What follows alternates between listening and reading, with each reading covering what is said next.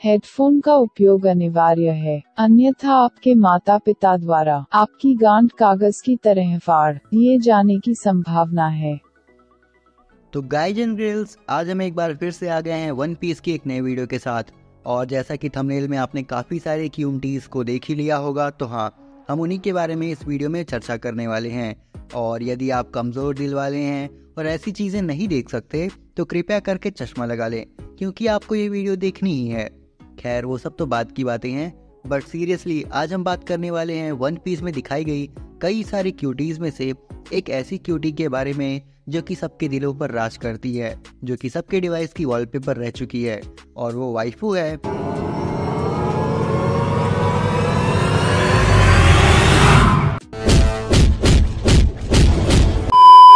अरे इतनी भी क्या जल्दी है, पहले उनके बारे में जानने से पहले कुछ ऐसी कन्याओं के बारे में भी बात कर लीजिए जो कि इस लिस्ट में अपनी पोजीशन बना रखी हैं।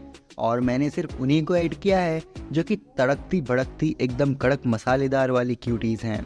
एंड गाइज एंड गर्ल्स, इस वीडियो में हम सभी क्यूटीज का कैरेक्टर एनालिसिस भी करेंगे, जिससे आपको उनके बारे में अच्छे से जानने को मिले और आप उन सभी को एज अ कैरेक्टर समझ सकें। So let's start.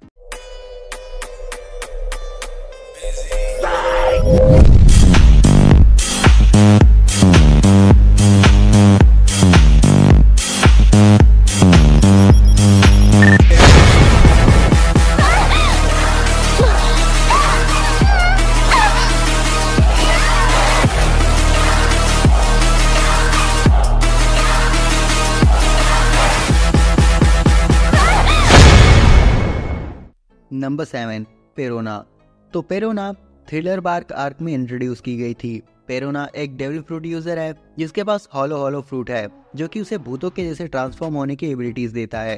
पेरोना का नेचर काफी अनप्रेडिक्टेबल है, वो कभी भी अपने मूड को बदल सकती है। वो सेल्फिश और स्टबर्न भी है और अपने आप को सबसे इम्पोर्टेंट समझती है। पेरोना काफी सेंसिटिव है और जल्दी हर्ट हो जाती है। वो एक रोमांटिक नेचर की भी है और मानशेरी से अच्छी दोस्ती रखती है। पेरोना की खास बात उसके घोस्ट कंपेनियंस हैं, जिन्हें वो खुद बनाती है अपने पावर से और अपने साथ रखती है। वो अपने घोस्ट को अपने लिए काम करने के लिए यूज करती है और उनका यूज बैटल में भी करती है। ओवरऑल पेरोना एक यूनिक कैरेक्टर है जिसके पास सुपर नेचुरल पावर्स हैं और अनप्रेडिक्टेबल नेचर है। वो एक इम्पॉर्टेंट रोल प्ले करती है वन पीस की स्टोरी में और फैंस उसके कैरेक्टर को काफी अप्रिशिएट करते हैं, काफी इंजॉय करते हैं। Number 6, Rebecca. रेबेका ड्रेसरोसा की रिकू फैमिली की प्रिंसेस है और वो वॉरियर कैरोस की बेटी है। कैरोस एक लेजेंडरी ग्लैडिएटर था जिसने एक दिन डोफ्लामिंगो के अगेंस्ट लड़ाई लड़ी थी, लेकिन डोफ्लामिंगो के अगेंस्ट फाइट में कैरोस बहुत बुरी तरह से कॉर्नर किया गया था, जिसमें उसको काफ़ी सेवियर इंजरी हुई है और वो एक टॉय में बदल दिया गया था। इसी वजह से वो अंडरग्राउंड होके छुप के रहने लगा था, ताकि सही टाइम आने पर वो फिर से अटैक कर सके और अपना रिवेंज ले सके। एनीवेज, रेबेका एक बहुत ही स्ट्रॉन्ग और इंडिपेंडेंट कैरेक्टर है। उसने अपने फादर कैरोस से बहुत कुछ सीखा है और वो एक स्किल्ड फाइटर है, लेकिन उसके पास एक नेगेटिव क्वालिटी भी है। वो कमज़ोर और सेंटिमेंटल हो जाती है जब उसको अपने फादर के बारे में पता चलता है। रेबेका के कैरेक्टर में एक इंटरेस्टिंग बात यह है कि वो अपने फादर के बारे में कुछ भी नहीं जानती थी। इसी वजह से वो कायरोस के बारे में कोई जजमेंट नहीं बना सकती थी, लेकिन जब उसको पता चलता है कि कायरोस एक्चुअली उसका फादर है, तब उसका एटीट्यूड कम्प्लीटली चेंज हो जाता है। वो उसको अपनी लाइफ में एक इम्पॉर्टेंट पार्ट बनाने के लिए डेस्परेट हो जाती है। रेबेका एक स्ट्रॉन्ग विल्ड कैरेक्टर है जिसके पास एक अमेजिंग फाइटिंग स्किल्स है। उसके अलावा उसका पैशन अपने फादर से मिलना है और उनके साथ एक फैमिली बनाने का है। ओवरऑल वो एक इंस्पायरिंग और पावरफुल कैरेक्टर है जो व्यूअर्स को मोटिवेट करता है। नंबर 5 पे है वीवी। वीवी अलाबास्ता किंगडम की प्रिंसेस है और स्ट्रॉ हैट पायरेट्स की टेम्पररी मेंबर थी। वीवी की पर्सनैलिटी बहुत स्ट्रॉन्ग है। वो अपने देश और अपने लोगों के लिए बहुत पैशनेट है और उन्हें प्रोटेक्ट करना चाहती है। वो अपनी रिस्पॉन्सिबिलिटीज़ को बहुत सीरियसली लेती है और कभी भी अपने लोगों के लिए लड़ने से पीछे नहीं हटती। वीवी की एक और नोटिस करने वाली ट्रेट ये है कि वो बहुत इंटेलिजेंट और स्ट्रेटेजिक थिंकर है। वो सिचुएशन को एनालाइज करके सही डिसीजन लेने में एक्सपर्ट है। एक बात जो वीवी में बहुत यूनिक है, वो अपने लोगों की फीलिंग्स और अपने इमोशन को समझने में एक्सपर्ट है। वो अपने लोगों से बहुत कनेक्टेड है और उनकी प्रॉब्लम्स को सॉल्व करने के लिए कुछ भी करने के तैयार है। वीवी का कैरेक्टर डेवलपमेंट बहुत अच्छा है। वो इनिशियली एक नाइव प्रिंसेस है जो अपने देश के प्रॉब्लम से अनअवेयर है, लेकिन जब वो स्ट्रॉ हैट पायरेट्स के साथ जर्नी करती है तो वो बहुत कुछ सीखती है और अपनी पर्सनैलिटी में बहुत पॉजिटिव चेंजेस लाती है। वीवी की लॉयल्टी, ब्रेवरी और डिटर्मिनेशन एक इंस्पिरेशन है।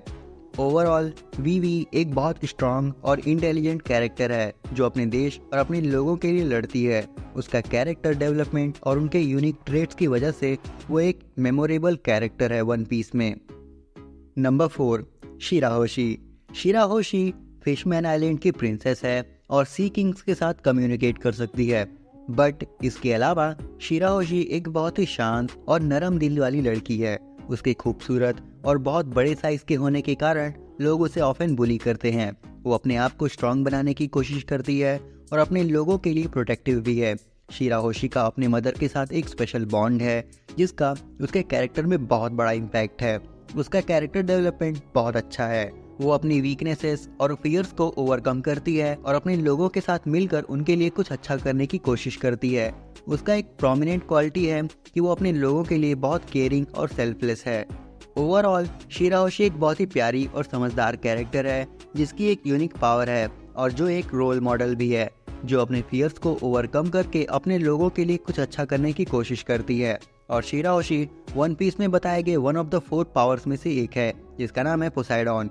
और शिराहोशी वन पीस के फ्यूचर की एक बहुत ही इम्पोर्टेंट एसेट है। नंबर 3 पे है बोआ हैनकॉक। इनका इंट्रोडक्शन काफ़ी इंट्रीगिंग है और ये एक बहुत ही स्ट्रॉन्ग और स्किल्ड फाइटर हैं। हैनकॉक की पर्सनैलिटी काफ़ी कॉम्प्लेक्स है। वो एक पावरफुल और डोमिनेटिंग क्वीन की तरह दिखती हैं, लेकिन उसके अंदर एक वल्नरेबल और इमोशनल साइड भी है। वो अपनी ब्यूटी और चार्म से लोगों को कंट्रोल करने में काफ़ी माहिर हैं और ये भी उनका एक वेपन है। हैनकॉक एक पायरेट डोम की क्वीन है जिसकी लोगों के सामने एक स्ट्रॉन्ग और कॉन्फिडेंट पर्सोना है। उसके पास लव डेविल फ्रूट की पावर है जिससे वो अपनी बॉडी से किसी को भी पत्थर में बदल सकती है और ये उसके फाइटिंग स्टाइल का एक इम्पॉर्टेंट एलिमेंट है। हैनकॉक का लव इंटरेस्ट लूफी है और वो लूफी के सामने काफ़ी डिफरेंट दिखती हैं। वो उसके लिए अपनी क्वीन लाइक इमेज को छोड़ देती हैं और एक सॉफ्ट और लविंग साइड दिखाती हैं। इसका मतलब ये नहीं कि वो वीक हैं, बल्कि ये उसके स्ट्रेंथ का एक डिफरेंट साइड है। ओवरऑल हैनकॉक का कैरेक्टर काफ़ी इंट्रीगिंग और कॉम्प्लेक्स है जिसके अंदर स्ट्रेंथ, वल्नरेबिलिटी और इमोशनल कॉम्प्लेक्सिटी है। ये एक स्ट्रॉन्ग फाइटर हैं जिसके अंदर ब्यूटी और चार्म से लोगों को कंट्रोल करने की क्षमता है। नंबर 2 पे है नामी। नामी एक बहुत ही इंटेलिजेंट, स्मार्ट और स्ट्रेटेजिक कैरेक्टर है। वो एक बहुत ही अच्छी नेविगेटर है और उसकी प्लानिंग स्किल्स बहुत ज़्यादा अच्छी हैं। उसके पास एक वेदर रॉड है जिसका नाम क्लाइमेट एक्ट है जो उसको वेदर को कंट्रोल करने की एबिलिटी देता है। उसका पास्ट बहुत पेनफुल था जहां उसकी फैमिली और सिटी को फिशमैन पायरेट ने किडनैप कर लिया था और उसने उन्हें बचाने के लिए बहुत सारे पैसे इकट्ठा किए। ये उसके कैरेक्टर में एक बहुत बड़ा टर्निंग पॉइंट था जहां उसने दुनिया के हर एक चीज़ से पैसे इकट्ठा करने की इम्पोर्टेंस को समझा और अपने आप को फाइनेंशियली इंडिपेंडेंट बनाने का फैसला लिया। नामी की एक और इम्पॉर्टेंट क्वालिटी है कि वो एक बहुत ही स्ट्रॉन्ग और इंडिपेंडेंट कैरेक्टर है। वो अपने आप को प्रोटेक्ट करने में काफ़ी कैपेबल है और अपनी डिसीजंस पर खड़ी रहने में भी स्ट्रॉन्ग है। उसके बारे में कुछ लोग कहते हैं कि वो सेल्फिश है, लेकिन रियलिटी में वो अपने फ्रेंड्स के लिए बहुत लॉयल और केयरिंग है। इन सब क्वालिटीज़ के अलावा नामी का फैशन सेंस बहुत अच्छा है। वो अपनी लुक्स को बहुत अच्छा मेंटेन करती है और अपनी स्टाइल को हमेशा अप टू डेट रखती है।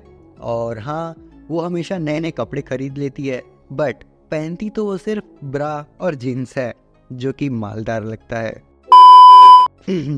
पर्सनल ओपिनियन साइड में, खैर ओवरऑल नामी एक बहुत ही इंटरेस्टिंग और यूनिक कैरेक्टर है जिसकी स्ट्रॉन्ग पर्सनैलिटी और यूनिक एबिलिटीज उसको वन पीस के फैंस की फेवरेट कैरेक्टर्स में से एक बनाती है।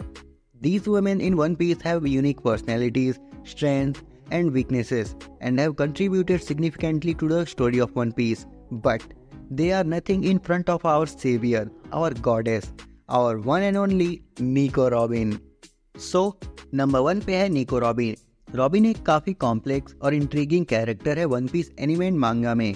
उसकी बैक स्टोरी और पर्सनैलिटी उसको एक यूनिक कैरेक्टर बनाती हैं। रॉबिन का प्राइमरी कैरेक्टरिस्टिक उसका इंटेलिजेंस है। वो एक स्कॉलर और हिस्टोरियन है जिसकी वजह से वो हर एपिसोड में कुछ न कुछ नया सीखती है। उसके पास वास्ट नॉलेज है वन पीस यूनिवर्स के हिस्ट्री, एंशिएंट वेपन्स और पॉलीग्लिफ्स के बारे में। रॉबिन का एक और इम्पॉर्टेंट कैरेक्टरिस्टिक उसका इमोशनल डिटैचमेंट है। वो बहुत कम इमोशन दिखाती है और हमेशा काम और कलेक्टेड रहती है। इसका रीज़न ये है कि उसकी पास्ट एक्सपीरियंस, जहां उसने अपने सारे दोस्त और फैमिली को खोया था, इस वजह से वो बहुत कॉशियस रहती है और किसी से इमोशनली अटैच्ड होने से डरती है। रॉबिन का कैरेक्टर डेवलपमेंट काफ़ी इम्प्रेसिव है। वो इनिशियली अपने सर्वाइवल के लिए स्ट्रॉ हैट पायरेट्स को ज्वाइन करती है, लेकिन बाद में वो एक इम्पॉर्टेंट मेंबर बन जाती है। उसके साथ साथ वो अपनी इमोशनल डिटैचमेंट से स्लोली बाहर आने लगती है और अपनी नक्चड़ी और सरकास्टिक ह्यूमर से अपनी नखरे दिखाने लगती है। ओवरऑल निको रॉबिन एक काफ़ी इंटरेस्टिंग कैरेक्टर है, जिसकी इंटेलिजेंस, इमोशनल डिटैचमेंट और कैरेक्टर डेवलपमेंट उसको वन पीस यूनिवर्स में एक यूनिक प्लेस देते हैं। एंड इनकी क्यूटनेस, इनकी हॉटनेस और इनका बैडएस होना ही हम फैंस को काट के रख देता है। और निको रॉबिन को उनके यही सारे एसेट इस लिस्ट के फर्स्ट पोजीशन पे लाते हैं। एंड यस, निको रॉबिन ही वन पीस की बेस्ट वाइफू हैं। तो गाइज एंड गर्ल्स, ये थी एक वीडियो जिसमें हमने जाना वन पीस के बेस्ट वाइफू के बारे में। अब अगर आप ऐसे किसी एनिमे कंटेंट की वीडियो देखना चाहती हैं तो हमें अपना टॉपिक कमेंट करके ज़रूर बताएं। हम पूरा ट्राई करेंगे कि आपके रिक्वेस्टेड टॉपिक का एक्सप्लेनेशन आपको सर्व कर सकें। इसके अलावा अगर आप ऐसे ही किसी रोम कॉम या फिर एक्शन थ्रिलर से बने एनिमे कंटेंट की वीडियोस देखना चाहते हैं या फिर एनिमे एक्सप्लेनेशन सुनना चाहते हैं तो उन सभी प्लेलिस्ट के लिंक आपको डिस्क्रिप्शन में मिल जाएंगे, तो आप चेकआउट कर सकते हैं। अब अगर ये वीडियो आप सबको ज़रा भी पसंद आई हो तो इसे लाइक और शेयर करें और ऐसे कंटेंट्स के लिए हमारे चैनल को सब्सक्राइब करें। सो आज के लिए बस इतना ही। हम जल्दी लौटेंगे एक नए वीडियो के साथ। तब तक के लिए सायोनारा।